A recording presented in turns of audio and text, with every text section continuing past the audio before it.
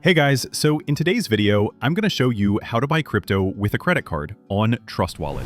But before anything else, I just want to tell you that I'm not a financial advisor. This is not a financial advice. This is for educational purposes only. So please do your own research. To start, you have to open your Trust Wallet. Launch your Trust Wallet app on your mobile device. Make sure it's updated to the latest version and ensure you have a stable internet connection. After that, you have to tap on the fund. Alright, here, this will open a list of supported cryptocurrencies. Some cryptos may have higher fees depending on the network congestion, so it's a good idea to compare options before buying. So basically, you just have to simply tap on Add to buy crypto using your credit card or a debit card here. You're going to select the currency that you're going to use, for example, USD, and then select the crypto that you want to buy.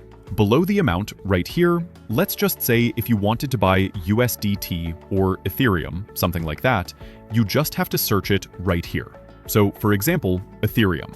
After that, you need to enter the amount of crypto and then tap on Continue. Double-check the total amount including fees before confirming the purchase. Some providers might charge additional service fees. Now, basically, there are some options here on your card: MoonPay, Binance, Transact, and so on. So if you want to pay also, for example, in other ways, in payment methods, you just have to click this one.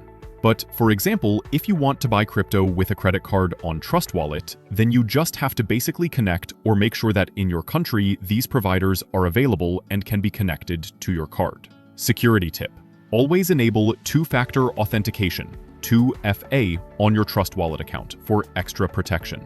Avoid sharing your private keys or recovery phrases with anyone. If you found this helpful, consider subscribing and hitting the notification bell. We share more guides on crypto, finance, and online tools every week.